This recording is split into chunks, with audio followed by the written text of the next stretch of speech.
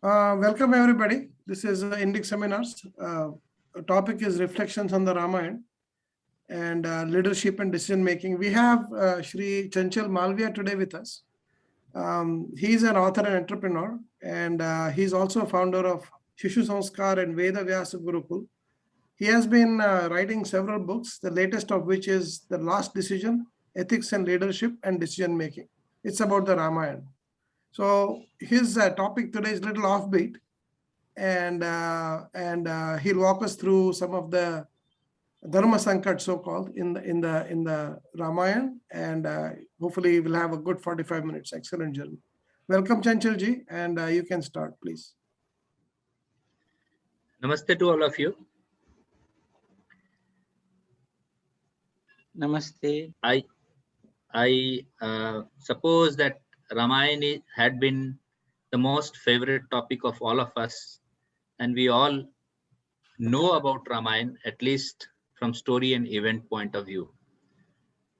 So I'm thankful to Toronto team that they have given this opportunity to relook into certain issues or certain questions that has come up on Ramayana in past 2 or 3 decades, probably by people who had intentionally raised those questions to with an intention to probably shake the shraddha of people of this country on Sri Ram.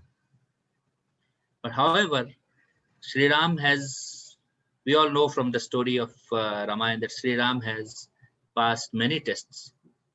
He is an avatar Purush, not by a political agenda, not by somebody's or a Brahmanical agenda, or not by to take some people into religious agenda and all. He is an avatar Purush by his karma, by his tyag, by his power, or by his ability to deliver dharma, not only sustain dharma, but deliver dharma. We'll know all these things, and hence we will not go into the details of the event of Ramayana. I will briefly cover what is the purpose of writing this book. There are twofold purpose why I wrote this book. One is, we all have read so many books on leadership, and what I found that most of those books, they basically talk on skills that are required to become a good leader. When we say skills, it probably means communication, team building, some management aspect, or having a vision, goal, and all those things. But probably Ramayana, if we look at the life of Sri Ram, who is undoubtedly the greatest leader the time has ever produced, if we look at his life, we can easily go into the fundamentals of leadership and understand what are the ethics of leadership, not the skills alone. Those ethics will create the skills that are required to become a leader. So I thought, why not try to bring out those ethics from Sri Ram's life and try to reflect it in terms of decision making and leadership. The second important purpose of writing the book was to answer the questions that are being raised on the decisions of Sri Ram, particularly the question that why did he send Ma Sita into exile? Just because some people or particular person, the dhobi or washerman, probably he told something and he sent Ma Sita into exile. That is not acceptable to anybody today.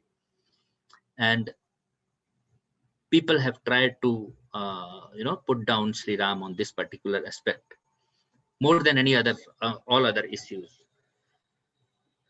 So somehow I got an idea, or I got not an idea, but when I was looking into Ramayana, Valmiki Ramayana in particular, I went into that episode where Sri Ram is talking to his friends. He had called them and he wanted to talk to them. It was not an official meeting. It was like a friendly, gossip or meetings we do, friendly discussions we do.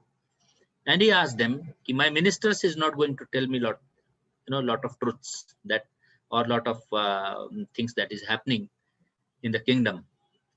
They would probably try to manage it for me and make things, appear that everything is right. But you all are my friend, and I expect from all of you that you will speak your heart to me and tell me if there is anything wrong that is going on in my kingdom. Their friends were not hesitant. His friends were not hesitant, and they told him right away that they are not happy with Sita being here in the kingdom with you. They have a lot of doubts because she has stayed with Ravan for nearly 6 months. And this is not acceptable to them. And they are not able to speak this to you. So there is no,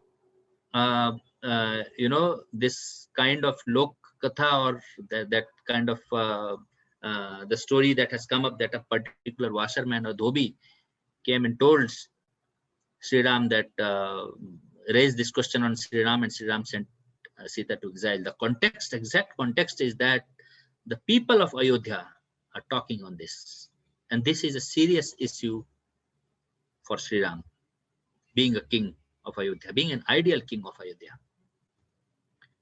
And hence he takes a decision which may not be agreeable to nearly all of us in this era.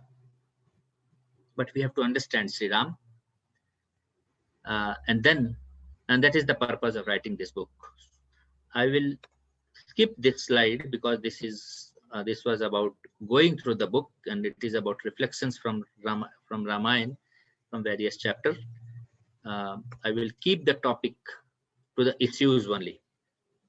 Now we will start with this issue only, and we will later on, there are other issues like why did Sri Ram kill Shambhu, and why did Tulsidas write this anti-feminist, from feminist angle? In fact, Dol Gawar Shudra Pashu Nari Sakal Tarana Ke Adhikari, or was Ravana really a great Pandit, a great man, or a great brother, or all those things? We will talk on those issues, but we'll start with this particular context. Why did Sri Ram send Sita into exile? Now we have to understand one thing. We have to see two things. Sri Ram is living in a different era, in a different yug. We are living in a different era, in a different yug. We are seeing a different culture, and he belonged to a different culture. We have to understand these things very clearly. Keep this thing clear in our mind. In this era today, people are not committed to their family, to their wife. They people who are raising questions on Sri Ram, they are probably having extramarital affairs also. That is seen as their rights of freedom, of building relationships, and all these things. All these things are happening in our era.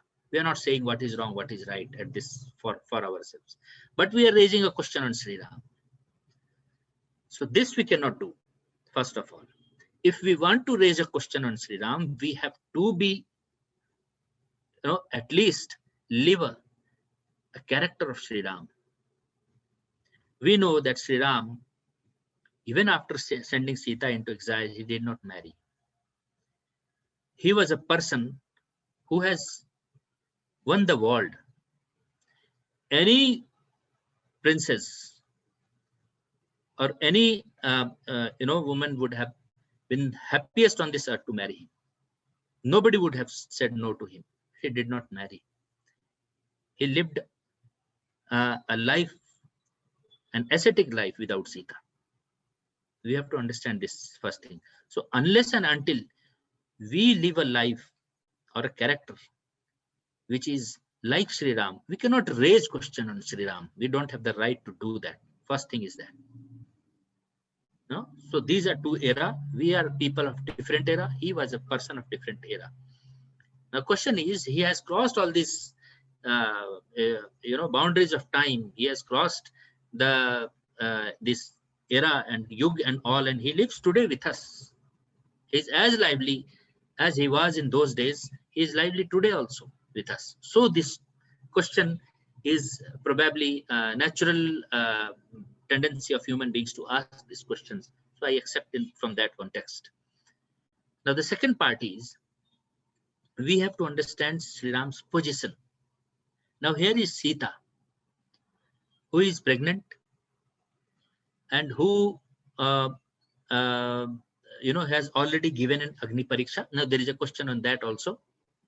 I have elaborated why Sita had to undergo Agni Pariksha in my book. I will not go because that is a part of the story and event. She has already given Agni Pariksha, and Sri Ram knows that she is pure. She has not been touched by Ravan, and so Sri Ram has already accepted. That is why she is pregnant, in fact. But people are not accepting. And Sri Ram, as a king, has to solve this matter. He cannot go, he cannot just let it go. Now here we have to understand, a true democratic structure was there in the monarchy structure of our Bharatiya system. Today, the democratic structure that we are seeing are, in my words, it is a fraud system.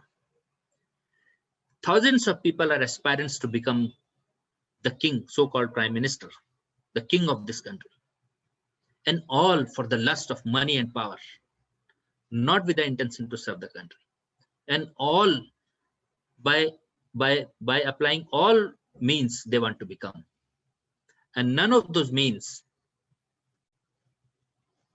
are legal or morally right,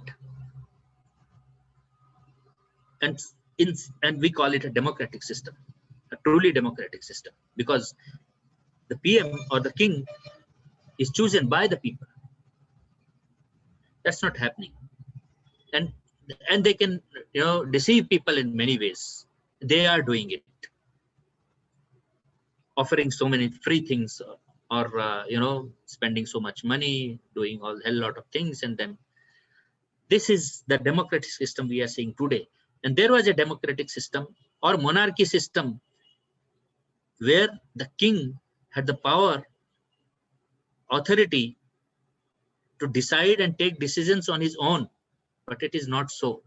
Our monarchy system was truly democratic system, and that is why Sri Ram is in problem, because he honors people's decision, people's concerns. He's there to solve that, and that is why he has taken a journey. He went into exile when he was supposed to become a king. Why? Because he wanted to protect the position of a king. If he is not respecting the words of a king, how will people respect his words? He knew this, and hence he decided, if I have to become a king which is acceptable by people, whose position is respectable by people, I will have to respect the position and words of a king. And that is why he went away into exile. Now here he is again in a position when people are challenging him. Now if he, at this position, if he is not supposed to respect the verdict of people that they don't want Sita, if he is supposed to do that, then why did he go into exile at the first place itself? He should have easily stayed as a king. He should have rejected the promise of his father that was made to his mother. But he has taken all the pain, and in his pain he is not alone. Lakshman is there, sacrifice of Lakshman is there, Sita is there, Kausalya has suffered the pain, Sumitra has suffered the pain, wife of Lakshman and Bharat and Shatrughan, everyone has suffered the pain. Even Sugriv, Hanuman, Vibhishan, everyone has participated in his struggle during his exile journey.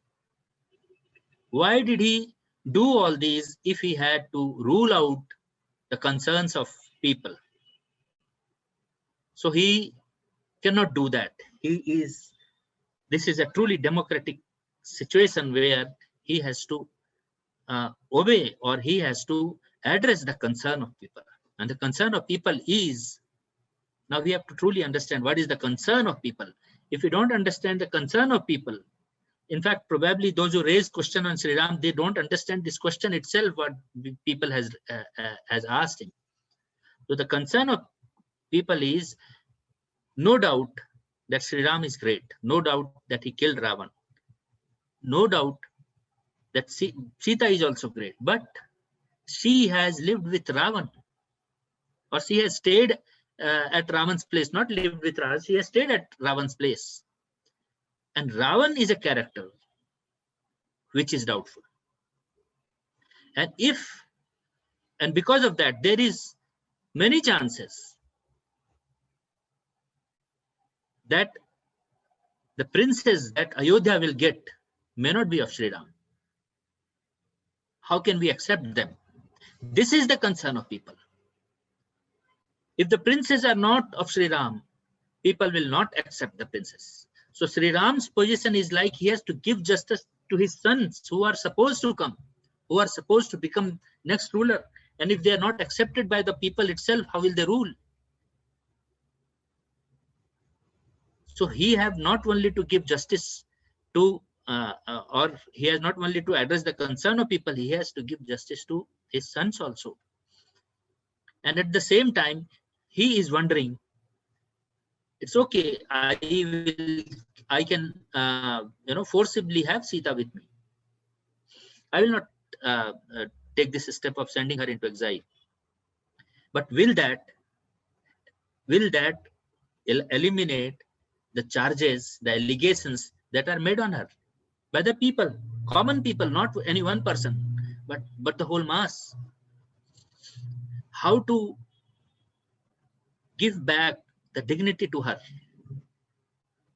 He had to give dignity also to his wife. He's thinking all these things.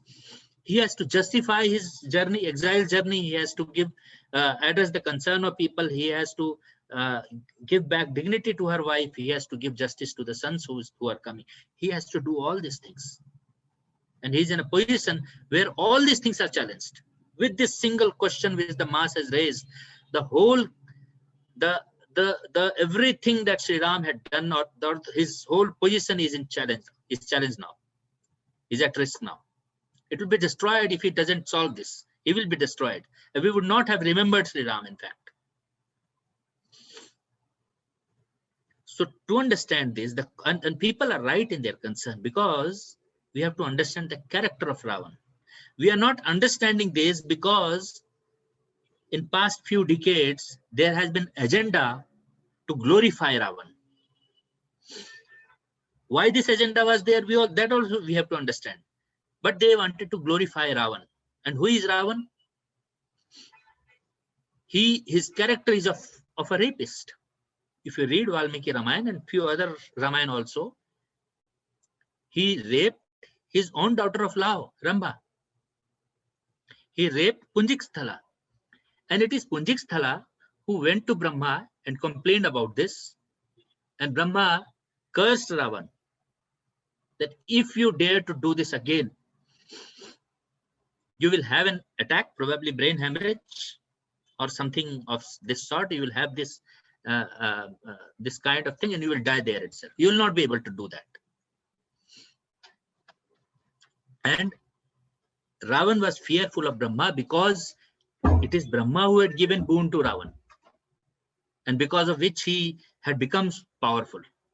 So he feared Brahma. You will read in Ramayana, his minister is suggesting him before the war, why don't you forcibly take Sita into the palace and start living with her?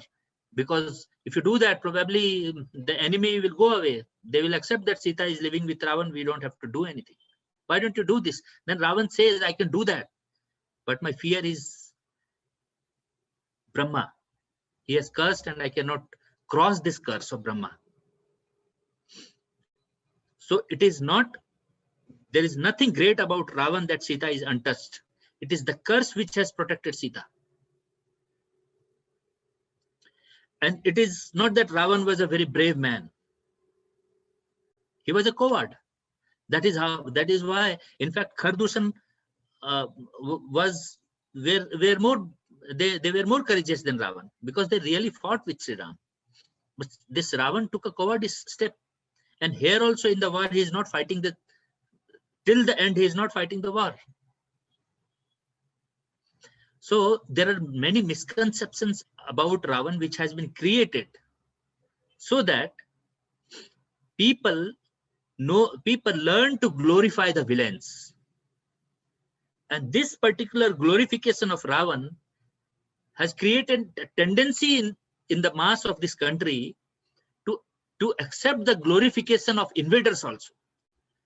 So there is a narrative of history which had to be presented to the people of this country. And for that, they started glorifying the villains of Ramayana and Mahabharata. This is the agenda why it was done. Learning some Vedic sloks for Karma Kand is a skill. It is not knowledge. It is not character. It is a skill you can and I can also learn if we go and probably take training from some Gurukul. So Ravan had got that skill from his father. But his character, his sanskar had come from his mother, who was an Asuri lady. And hence, he was an Asur by his character. And this was known to the world then. And that is why people of Ayodhya were concerned that we will not accept there was definitely an if anything of this sort has happened in past. We don't know. We have not seen Agni Pariksha. And this here Ram was tested. This was the real and ultimate test of Ram, which he had to pass to become the person of era, to become an Avatar Purush. Ram didn't become an Avatar Purush by killing Ravan. He killed Ravan, he became a heroic person. It is this decision which made Ram an Avatar Purush, because none of us and nobody else can take that decision which Sri Ram took. And by this decision, he solved all the issues. He knew as long as Sita and people are together, friction will be there. The question will be there. He knew that I cannot run away with Sita. I'm not a common man. I'm here with a responsibility. So I cannot leave this position and go away with Sita. So that is not a possibility. They will say, he went to jungle, he took Sita with him. Now this question is there, he's again going with Sita. So he is a very lusty person. People will start saying this also. So he had to protect his character also. So he cannot go. So that option is ruled out. Now he knew that as long as these two entities, these two people, common people and Sita are staying together, friction will be there. The question will even deepen. Gossip will widespread. The only way is to separate them. Separate them in such a manner that with time, the problem will heal. People will forget. People will think of other options and they will forget this episode. And if this happens, Sita will at least rest with peace. You have to understand, had Sita heard this question when she was in palace, we don't know what steps she would have taken, because she was a woman of dignity. In fact, not only she, around 300, 400 years or 200 years ago, every woman in our country, valued dignity more than life. That is why we have seen so much Jawhar, because women didn't wanted to get abused by the invaders in harem and all. They preferred to give their life, but not get abused. So dignity held a higher position than life for women in this culture. So there was many chances that Sita would not have survived had she faced this situation herself and directly from people. So it was very important for Sri Ram to give back dignity to Sita. And he knew, I cannot give. I can only push time and allow time to solve this issue. Because what I could do, I did in Agni Pariksha. I cannot do that again because she is already pregnant now. So he sent her, and he made sure when he sends her to exile, he said, Lakshman, leave her near Valmiki ashram. Now understand what he's concerned about her safety also. He knows that it is Rishi Valmiki where she will be safe and she will be taken care of, and even his sons will have the right education, the Gurukul education over there. So he made sure that Sita goes to the right place. Another angle is that Sri Ram is, we would probably like to Sri Ram, Sita would have lived in palace, now she is in living in an ashram. For them, for both Sri Ram and Sita and Lakshman and all the brothers, in fact, for them, living in a palace and living in an ashram or jungle was no two different things. They took life from really the perspective of Karma Yoga that we study in Bhagavad Gita. That both happiness and sorrow are temporary in nature. They come and go. And they were Yug Purush, they were away from this. So those questions of living happily in a palace, and if she lives in an ashram, she's in pain and all those things, these are baseless points. So we will not consider that even for discussion, in fact. So he sends Sita to a very safe place. For those who look into Ramayana from casteist angle, we must understand here that he killed Ravan, who by birth was a Brahmin, and he sent Sita to an ashram of Valmiki, who by birth was a Shudra. So he is trusting Shudra much higher than Brahman. If we are looking from a casteist angle of today, it was not there at that particular time. Credible persons were credible persons during those times. I'm talking from today's way of looking. So he sends her in a safe place. People stops gossiping. All his work that he had, all the sacrifices that he had done to come to this place is also protected. And to be with Sita, he made sure that he lived an ascetic life in the palace. This is much more difficult than living an ascetic life in an ascetic environment.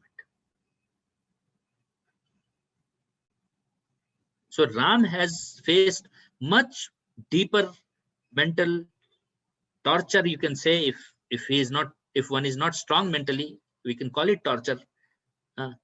Then even Sita.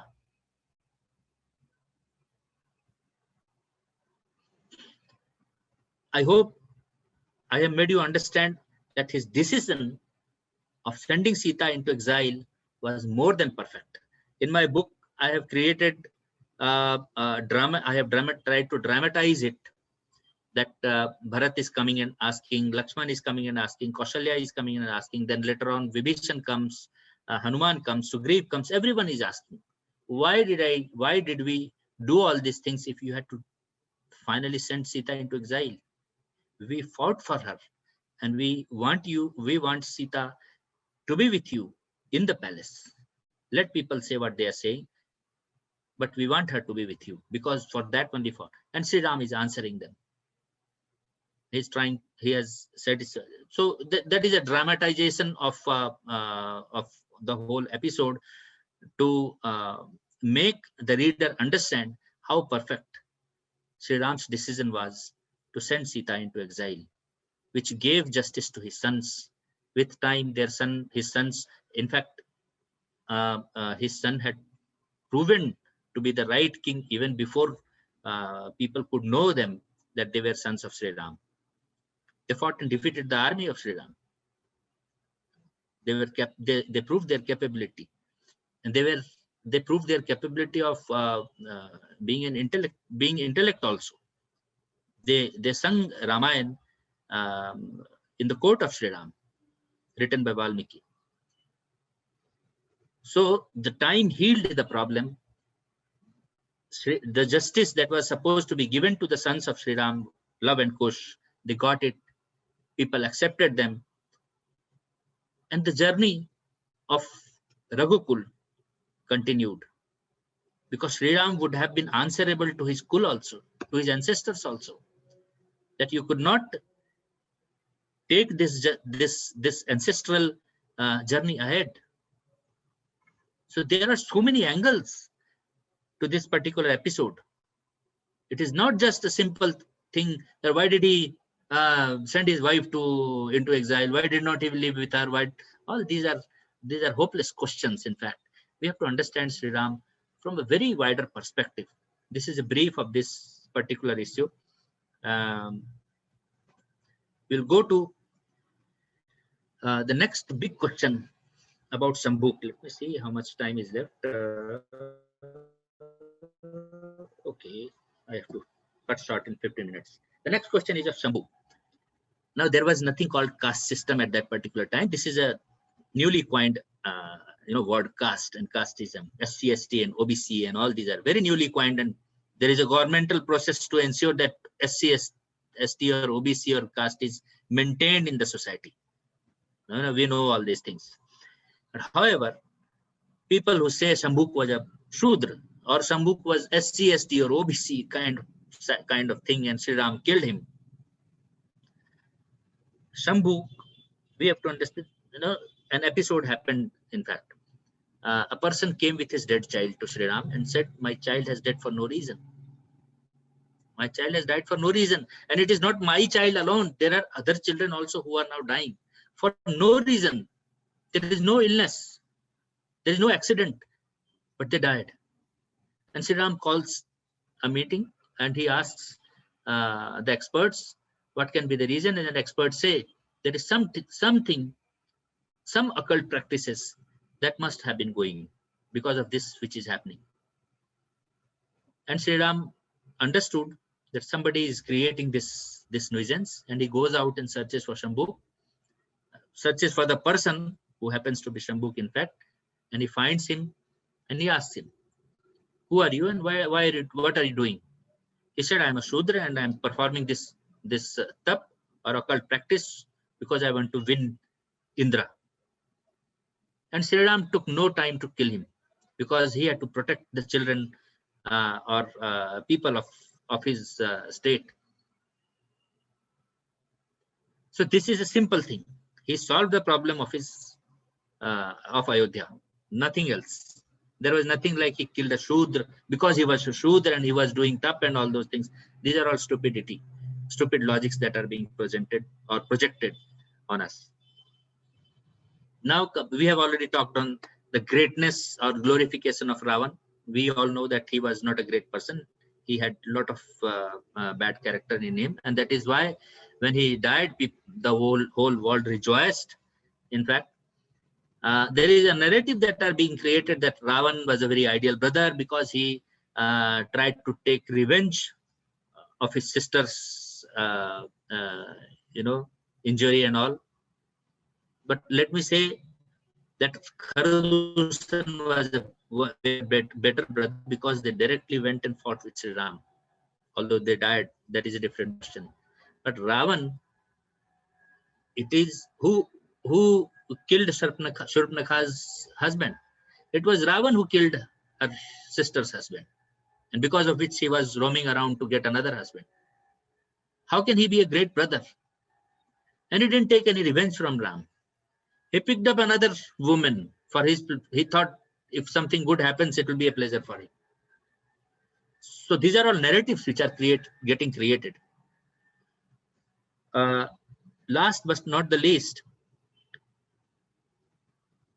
Ramayana, Mahabharata, or any other book.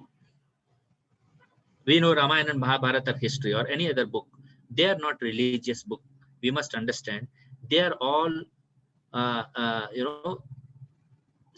we can say in English what spiritual books. Spiritual in the sense they help us to evolve as better humans, and with better skills evolve to become superhumans. And that is the reason our scriptures has given so many heroes at all times. And there is dearth of leadership today because we as a community, as a nation, have stopped reading those scriptures and living by those scriptures. Because we have the narrative that has been created is that it is a religious scripture. As soon as you talk about these things in textbooks with children, teaching them to children, the narrative is so strong that parents themselves will say, no, we don't want these things. We have to change this state, and we have to ensure that Ramayana, Mahabharata, Gita goes into education, goes into the life of children, so that they are able to see the world as it is with more clarity and with more empowerment in them to face those challenges and pass those challenges. I will stop my session over here and open this for questions. You can find my number and email, WhatsApp number and email. Any of you who is interested for the book or want to get some personal reply for questions on Ramayana, you can send me WhatsApp or send me an email also.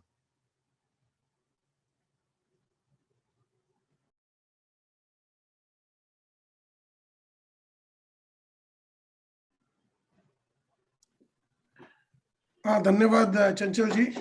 This was quite an eye-opener. And I invite the audience to raise hand in Zoom. It's in the reactions menu if you don't know where it is. Or you can type the question in the chat box. It's open to all now. Okay. So while people are just still typing or thinking about it, so the question of, in the beginning itself, the Agni Pariksha also is there, right? So, right. Exile is there, Agni Pariksha. So how would we interpret Agni Pariksha? Because definitely Sita didn't jump into Agni, right? So how can we interpret? And Sita was also, she came from the earth, right? So she came from the earth, but then she jumped into Agni just to give the test of purity. So how do we interpret this episode? See, I have earlier also I had tried to interpret from modern context only. Whatever we can understand from today's scenario, we can look at it from that angle itself. How exactly it happened during those times, there is no, picture or photography or videography which can probably tell the exact picture. All we have is the scriptures. And we all are very weak in Sanskrit language to actually understand deeply even the, we say read between the lines. So we cannot read between the lines of Sanskrit, that is for sure. We can only understand certain literary aspect of Sanskrit. So there may be certain deeper meaning or ways, in fact, which had been written by Valmiki, Rishi Valmiki. But however, even if we consider from literary term, it is like she gave a purity test. Now we know that there are medical processes available for, for all these kind of purity and all these things. We have to understand that Sita and Ram, they lived an ascetic life for this these 14 years after their marriage, in fact, till they came back to Ayodhya. So they lived an ascetic life. There was no physical contact between them.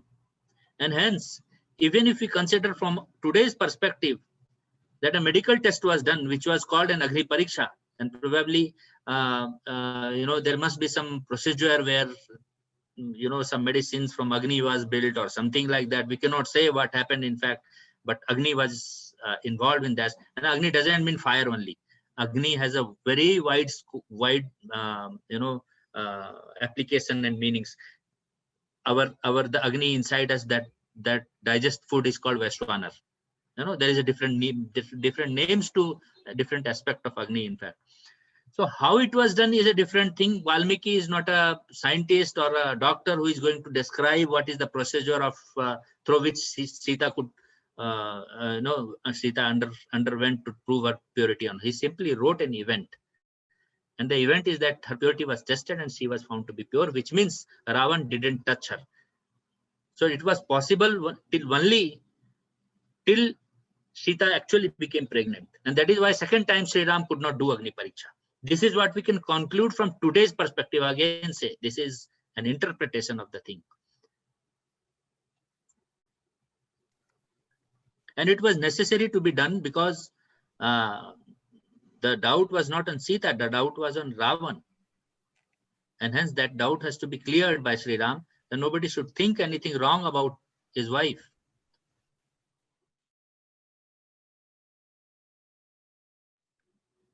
So there is one question here. What is the feminist angle of Dod, Pashu, Nari and Tad? Nari ko Tad. Dol Gawar Sudra Pashu Nari. Sakal Tadana ke adhikari.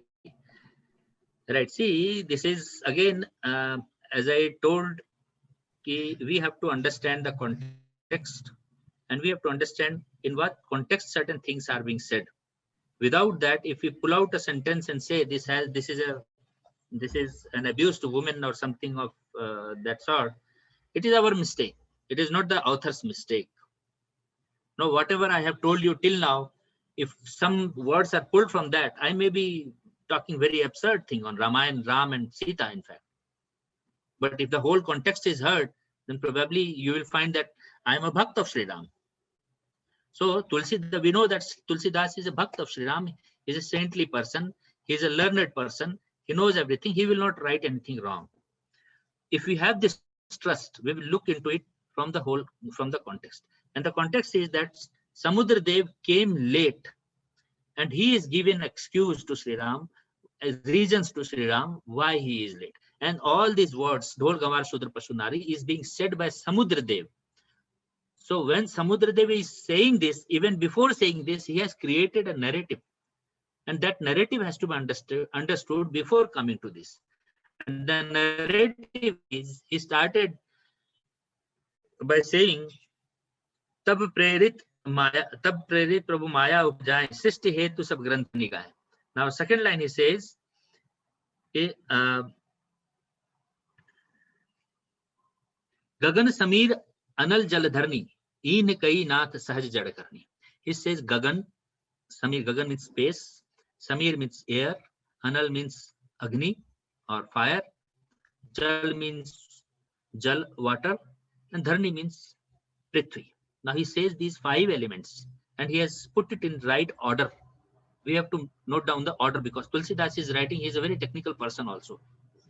Very deep literature is present in his writings. So we have to take care, not so many things in fact. So we have to note this order. Dhol, Gawar, Gagan, Samir, Anal, Jal, Dharani. Een Kai Nath Sahaj Jad Karni. These are all Jad. These are all materialistic thing. Materialistic means they have boundaries. They have certain properties. They have certain gun. And they have boundaries. And they function within their boundaries. This is what Tulsidas has created a background. So Samudra Dev has created this background. He comes ahead and he says these 2 lines. Prabhu bhal keen mohi sikh deni, marjada puni tumre kini. I have marjada. Maryada means boundaries. I cannot say exact word in English for Maryada, but respecting the boundaries. So Samudra Dev is saying, being materialistic, part of your creation, these 5 elements, I have respected the boundaries. And how he then Tulsidas narrates a practical example that how boundaries are respected by people during those times. And he says, Dhol Gawar Sudra Pasunari, Sakal Tarana. Now Tarana and Maryada are parallel to each other in the poetic part of Tulsidas. So Tadana here is Maryada. Tadana means to understand. There are multiple literal meaning of Tadana also. Tadana is not beating. Tadana is probably scolding. Tadana is to understand. Tadana is Maryada, boundary, living within boundaries. So Tadana has multiple meanings, in fact, literary meaning, I'm telling. So now what we have to do, if we look into this context and we try to map what Samudra Dev told earlier and what he's saying later, we find a very beautiful mapping. So Gagan, its property is Shabd. If you, I have written the details in the book, but if you know certain part of Shastra or science, then the vibrational aspect of the universe is there in space. So that is called Shabd. Shabd is not just sound. Sound is a part of that vibrations, in fact. So Gagan, the property is, or the guna is Shabd. Now he says Dhol. Dhol is all about Shabd. If a dhol, drum, doesn't function within the boundaries of music, of rhythm, it will be noise, mere noise. It will be headache for us to listen to it. But once it functions in Maryada, it becomes rhythm, it becomes base for other instruments and singers to sing or play instruments. So Tadana is important for dhol. We can, as long as it is not a human being, Tadana is well understood here and it applies. We can see that. Then comes Samir. Samir means air. The gun of air is Sparsh. Sparsh in other way means emotions. Emotions touch us. That which touches us internally or externally, both. Sparsh. And Gawar are people who are emotionally high, intellectually low. So those people, if they are emotionally handled, then they will function good. If they are emotionally mishandled, they will be nuisance. So Tadana here is emotional intelligence. Emotional intelligence or emotional management are part of corporate life today. So it is just to handle the Gawar part of our life. There are certain intellectual gap in intellectuality in all of us, and for that emotional management is important to handle us, and that Tulsidas has written much earlier. He has mentioned all these things. Then it comes Anal. Anal means Agni. Agni's gun is Roop. Roop means what is visible to you. And what is visible?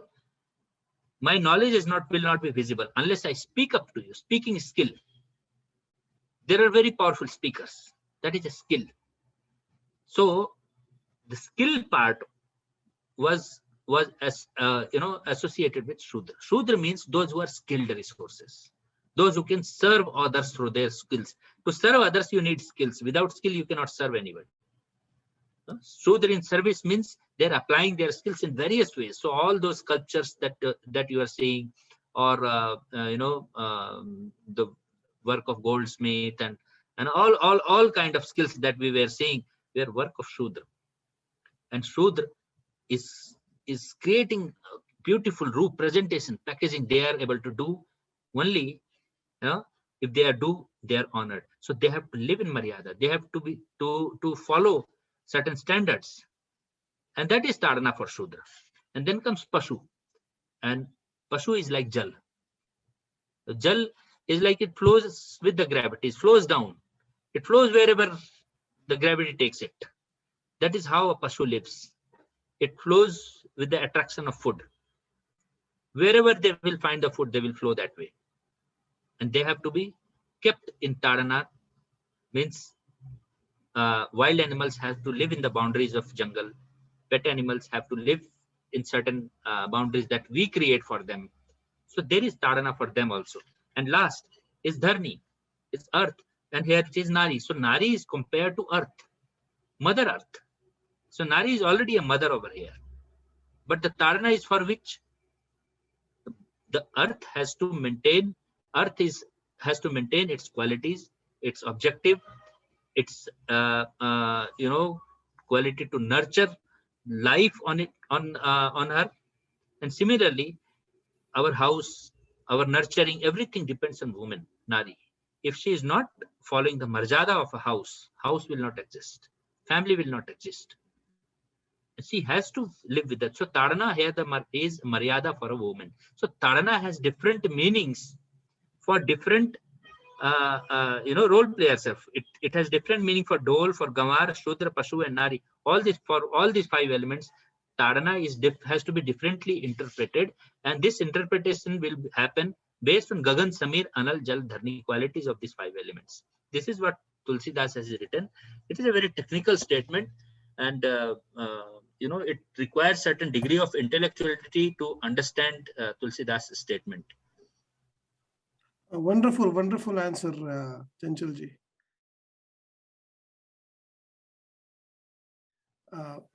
Kishorji, go ahead, ask your question. Thank you. Chanchalji, namaskar. Jai Shri Ram. Namaste, Kishorji. Jai Shri Ram. Taking the cue from the last sentence, what you have mentioned, that Tulsidas ji has written this scripture with high level of understanding, intellectual, etc.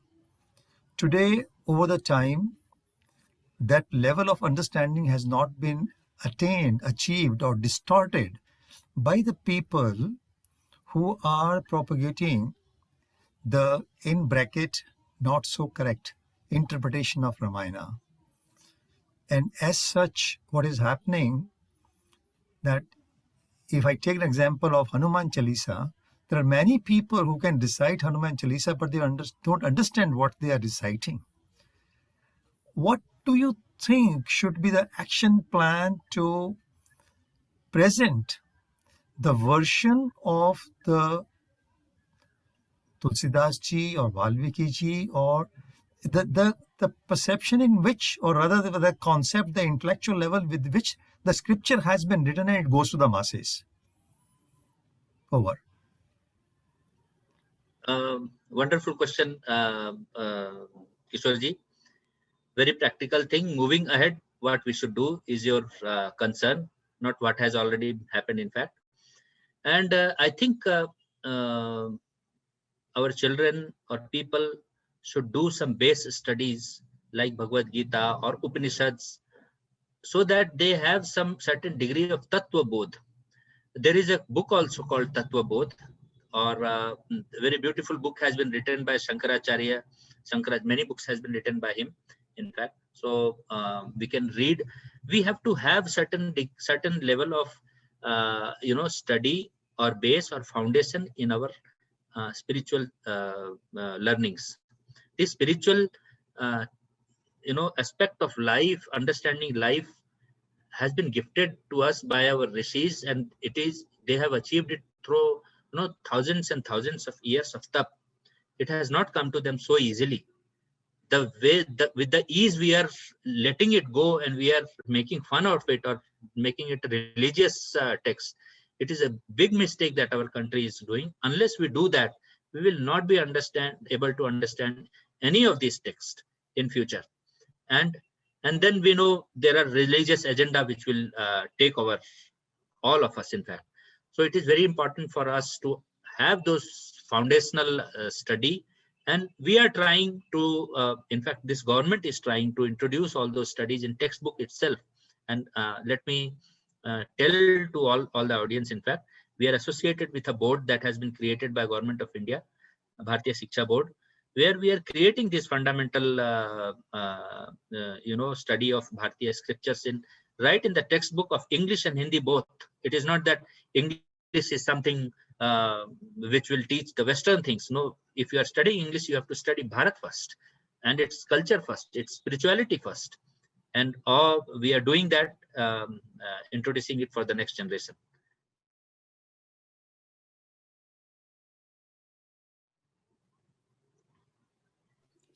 Thank you, Jay. One more question. Was the term Shudra mentioned in the Ramayana? What is the equivalent translation in English? I think there is no equivalent translation of thousands of words that are there in Sanskrit, including Brahman, Shudra, Vaishya, and Kshatriya. No, there cannot be an equivalent to that, because Shudra is a word. There is no equivalent in term for word in English. Jati is a different thing. Kul is a different thing. Varn is a different thing. There are so many complications in creating human society in this country. It cannot be understood simply by a word called caste, which has come from the West. So they are looking at the Indian society from a Western perspective. They have their own narrative to look at it. And now we are looking at our own society from their perspective. So there is no parallel term to Shudra. Shudra is a very highly respectable part of Arya society. Arya means all the four Varnas.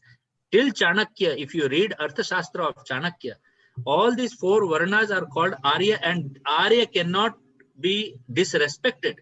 Even in Manusmriti, you will find that if a Brahmin is going to a Shudra house, he is not supposed to ask the caste of the Shudra, or the Shudra he has to sit with the brothers and relatives of the Shudra and eat with them.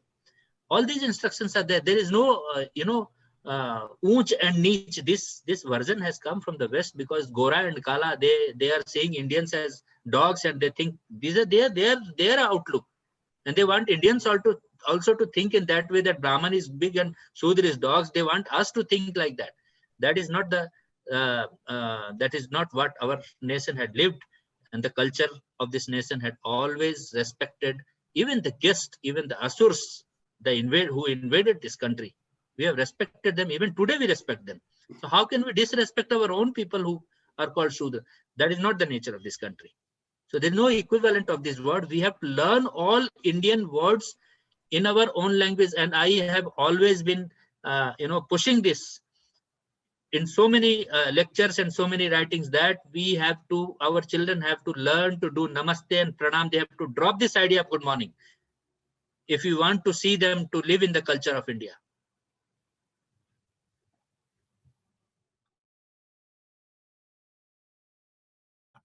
Chanchalji, I am again back with you. What you mentioned, the suggestion what you made, that we should get into the process of understanding spirituality from the Indian culture point of view, and then only it will be possible for us to get into the groove of understanding the depth of these scriptures. In my opinion, it's a good proposal, but it will be a long-term process. Knowing the life, and if I just take your example, the way you have been having an excellent job with IBM, and you left and you came into this line, must have been some internal drive.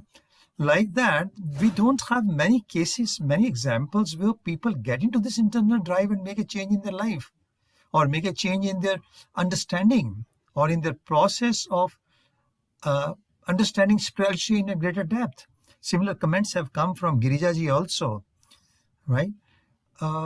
Would it be appropriate that intellectuals like you, who have already started developing a program, but for the younger generation, and along with that for the parents, in very simple terms, we start explaining to them what are the basic fundamentals of our Indian culture, Indian approach to the spirituality, understanding the scriptures, and the best learnings what we get in the scriptures.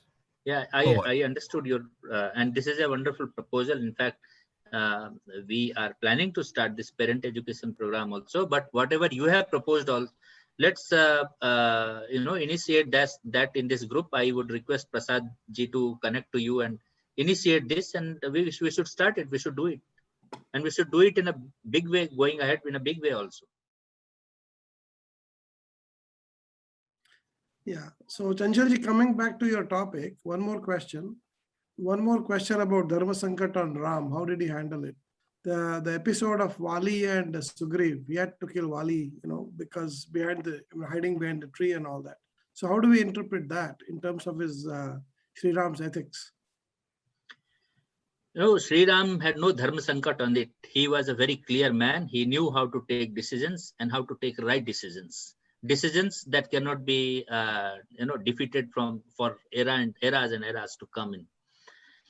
Bali was the same person. He looked at Bali in the reflection of Ravan. In fact, Bali did the same thing with Ravan, and even not the same thing, even more heinous than Ravan. he forcibly took his brother's wife with him. And this is what gave Sri Ram the opportunity to kill him like an animal, not like a human being, but like an animal. Now see, Sri Ram Bali told, I would have got Ravan, to your feet in no time, in fact. Why did you kill me? You could have used me like, your problem would have been solved right now, like this. But Sri Ram told, I'm ready to bear the pain to any extent, but I'm not ready to bear the disrespect of a woman. I'm going to kill Ravan, and I have sent this message to Ravan that the more powerful person than you has been killed by me for the same reason for which I'm going to kill you. So Sri Ram is very clear that he has to kill Bali, and he has to kill him like an animal. There is another perspective that he had got boon that anybody who fights with him, half of the energy will go to him, and hence he cannot be defeated. All these things are blah blah. All these things are there. But such a person has committed a heinous crime, such a crime for which he is no better than animals, and animals, as a Kshatriya, can be killed. The way Sri Ram killed Bali. Thank you. Excellent. I would like to thank Chanchalji for presenting this alternative, or the proper versions or explanations of the Ramayana episodes. And also thank you all for attending. So until next time, we'll see you again. Thank you, Chanchalji, one more time. Thank you. Thank you to all of you.